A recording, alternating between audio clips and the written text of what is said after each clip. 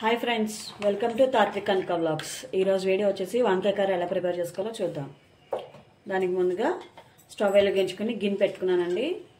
గిన్నె పెట్టుకుని ఆయిల్ వేసుకుని దాంట్లో పచ్చెనగపప్పు, ఆవాలు, జీలకర్ర, సాయమైన పప్పు వేసుకుంటున్నాను.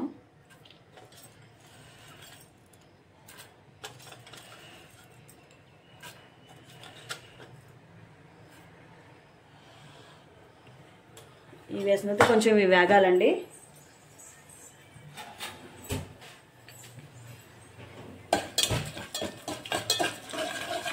ఇవి కొంచెం వేగిన తర్వాత మిరపకాయలు, కరివేపాకు వేసుకుందాము.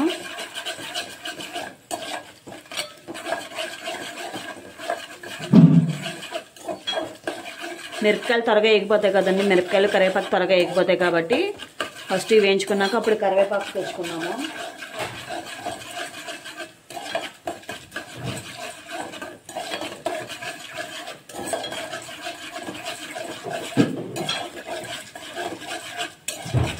ఇవి వేగిపోయినాయి. ఇప్పుడు కొంచెం కరివేపాకు వేసానండి. కరివేపాకు వేసేటప్పుడు జాగ్రత్త చిట్పట్లాడుతుందండి, కొంచెం దూరంగా ఉండి వేసుకోండి. ఇప్పుడు ఒక ఎండుమిరపకాయ వేసుకున్నాము. ముక్కలు చేసేసి చిన్న చిన్న ముక్కల కింద వేసుకున్నాము. అలాగే ఇంగువ కూడా వేసుకుందాం. నేను ఎక్కువ తాలింపులోకి ఇంగువ వాడతానండి.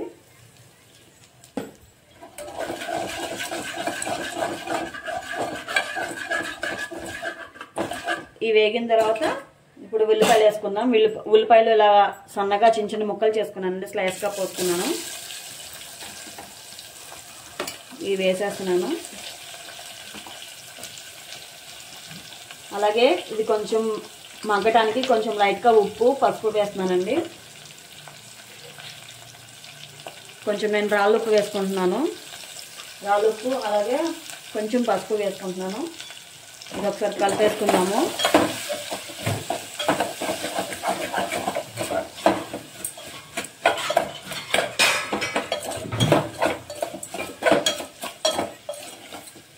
ఒక 2 మినిట్స్ దీన్ని మూత పెడదామండి. ఉల్లిపాయ కొంచెం మగ్గుతుంది.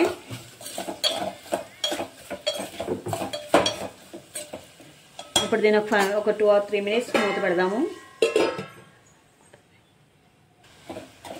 కొంచెం ఉల్లిపాయ కొంచెం లైట్గా మగ్గిందండి. ఇప్పుడు మనం తర్వాత వంకాయ కట్ చేసుకున్నాం కదా, అవి వేసేసుకుందాం. వీటిని నేను నీళ్ళలో వేసుకున్నాను. ఇలా పొడుగ్గా కోసుకున్నానండి వంకాయ ముక్కల్ని. ఇదిగోండి ఇలా పొడుగ్గా కోసుకోవాలి. నల్లపడకుండా ఉండడానికి ఉప్పు నీళ్ళలో వేసుకోవాలండి, అప్పుడైతే కొంచెం నల్లపడకుండా ఉంటాయి. ఈ ముక్కలు మనం కోసుకున్న వంకాయ ముక్కలన్నీ వేసేసుకుందాం ఇందులో.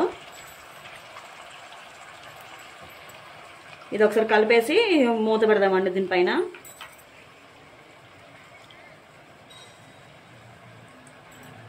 ఇప్పుడు దీన్ని ఒకసారి కలిపేసుకుందాం, పైనుంచి కింద వరకు కలిపేసుకున్నాక మూత పెడదాము. మీకు ఇలా కావాలంటే ఇలా కలుపుకోవచ్చు, లేదంటే అట్లకాడ లాంటిది ఉంటుంది కదా మన దగ్గర కట్టర్ లాగా, దాంతో కూడా కలుపుకోవచ్చు. ఇదైతే కొంచెం కంఫర్ట్గా ఉంటుందని చెప్పి దీంతో కలిపారు. ఇప్పుడు దీనిపైన మూత పెట్టేద్దామండి. ఇప్పుడు దీంట్లో కావాల్సింది మనం మిక్సీ పట్టుకుందాము. దానికి ఏమేమి కావాలో చూద్దాము. దీనిపైన కొంచెం వాటర్ పోసుకుంటే కొంచెం త్వరగా మగ్గుతుందండి వంకాయ అనేది. ఇలా ఏ కర్రీకి విడిగా చేసుకున్నా సరే దీని మీద కొంచెం తెల్లగిన పెట్టుకున్నప్పుడు కొంచెం వాటర్ పోసుకోవాలి. ఒక టీ గ్లాస్ కానీ 1.5 టీ గ్లాస్ కానీ వాటర్ పోసుకుంటే త్వరగా మగ్గుతుందండి వంకాయ అనేది. ఇప్పుడు మనం మిక్సీ పట్టుకోవడానికి ఒక 5 to 10 పచ్చిమిరపకాయలు తీసుకున్నానండి. 10 పచ్చిమిరపకాయలు తీసుకున్నాను. అవి జార్లో వేసేస్తున్నాను. అలాగే చిన్న సైజు అల్లం ముక్కలు ఇలా కట్ చేసి పెట్టుకున్నాను, అల్లం ముక్కలు అవి. అలాగే ఒక 10 వెల్లుల్లిపాయలు అండి, వెల్లుల్లిపాయలు కూడా తీసుకున్నాను అవి. అలాగే లైట్గా సాల్ట్,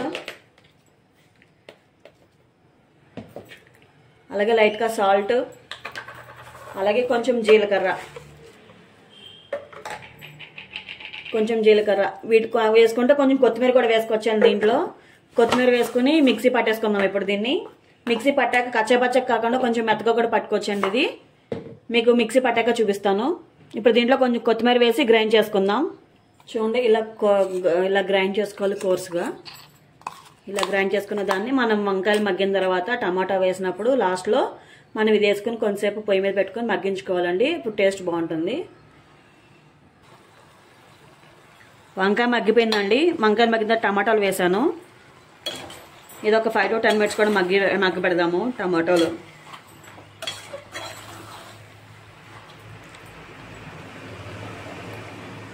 ఇప్పుడు దీనికి మూత పెడదామండి ఒక 5 minutes. ఇంకొంచెం త్వరగా మగ్గుతుంది. వాటర్ అనేది ఉంటుంది కదా ప్లేట్ మీద, ఆ ప్లేట్ మీద ఉన్న వాటర్ అంతా ఎవాపరేట్ అయిపోయి కింద ముక్క అనేది ఉడుకుతుందండి. ఒక 5 to 10 minutes ఇలా ఉంచేద్దాము.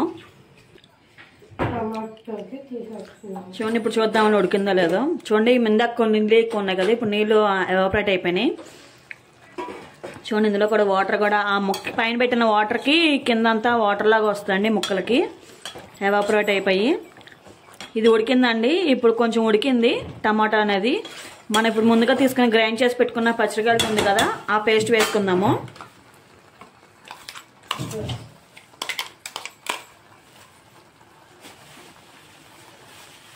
నేను కారం చూసి వేసుకుంటున్నానండి, మీరు కూడా కారం చూసి వేసుకోండి.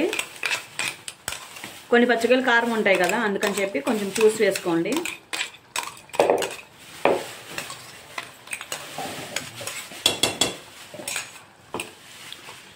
ఇది వేసేస్తే కనుక మన ఈ కారం అంతా ముక్కలకి మనం చేసుకున్న ఉల్లిపాయ ముక్కలు, టమాటోలు, వంకాయ ముక్కలకి పడుతుందని చెప్పి నేను వేసేసానండి ఇప్పుడే.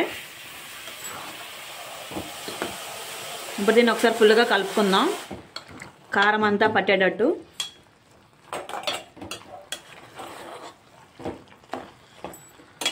మూత తీసారా, నీకు మూత పెట్టకూడదు. మూత పెడితే కనుక కింద పైన ఉన్న వాటర్ అంతా కిందకి వచ్చేస్తుంది, మొత్తం వాటర్ కింద ఉంటుంది, బాగోదు టేస్ట్.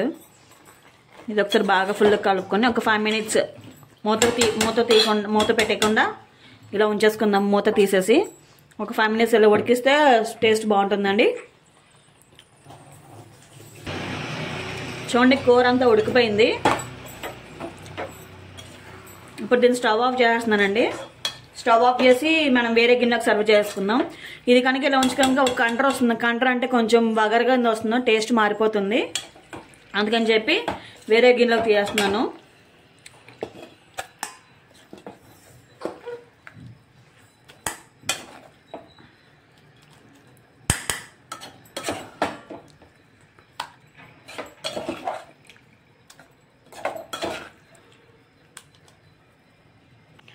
ఇక చూడండి వంకాయ కర్రీ రెడీ అయిపోయిందండి.